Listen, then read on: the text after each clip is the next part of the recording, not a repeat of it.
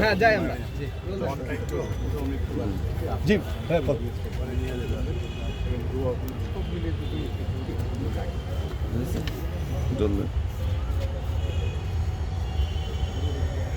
আজ দেশে এই অঞ্চলে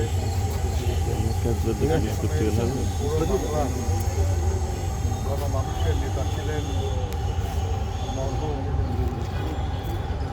একে ফজলুল হক, তার জন্ম এখন যেটা বাংলাদেশ এখানেই। সেজন্য বিশেষ করে আমরা তাকে আমাদের এই দেশেরই নেতা বলে আমরা মানি। আজকে তার ৬৪তম মৃত্যুবার্ষিকী। এই মৃত্যুবার্ষিকী উপলক্ষে আমরা বাংলাদেশ জাতীয়তাবাদী দল বিএনপির পক্ষ থেকে, আমাদের দলের চেয়ারম্যান জনাব তারেক রহমানের পক্ষ থেকে তার প্রতি শ্রদ্ধা জানাতে এসেছি। আমরা তার কবরে পুষ্পস্তবক দিয়ে শ্রদ্ধা জানিয়েছি, দোয়া করেছি তার মাগফিরাতের জন্য। এবং আমরা বিশ্বাস করি যে বাংলাদেশের রাজনীতির ইতিহাসে তিনি ছিলেন এক প্রবাদ, এবং এদেশের গণমানুষের কল্যাণের জন্য তার অসংখ্য অবদান। যেখানে তিনি সাহিত্য আছেন, এই ঢাকা বিশ্ববিদ্যালয়, এই বাংলাদেশের উচ্চ আদালত, এই বহু কিছু প্রতিষ্ঠার তার যথেষ্ট অবদান আছে। ভাইয়া আপনি সোজান না মাইক ভাইয়া। কৃষকদের জন্য তিনি যে প্রজাস্বত্ব আইন করিয়েছিলেন, এটা যুগ ধরে মানুষ তার সাধারণ মানুষের প্রতি তার ভালোবাসা ছিল এবং সাধারণ মানুষ তাকে ভালোবেসেছে।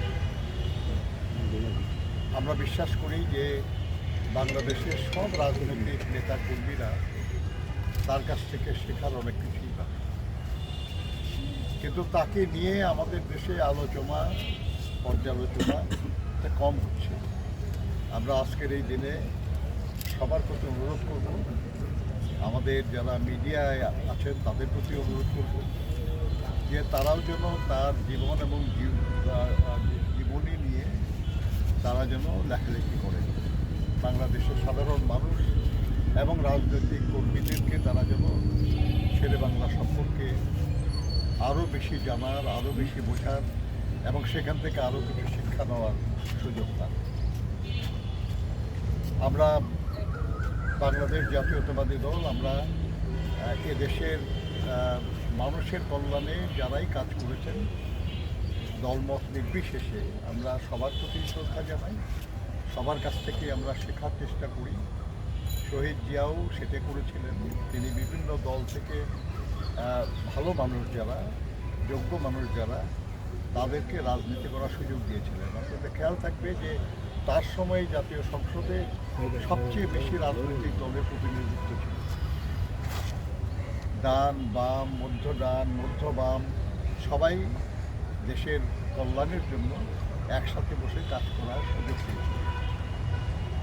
এটা আমাদের আদর্শ হিসাবে আমরা ধারণ করি যে বিএনপি যখনই সুযোগ পেয়েছে, সময় হয়েছে, বিএনপি গণতন্ত্রের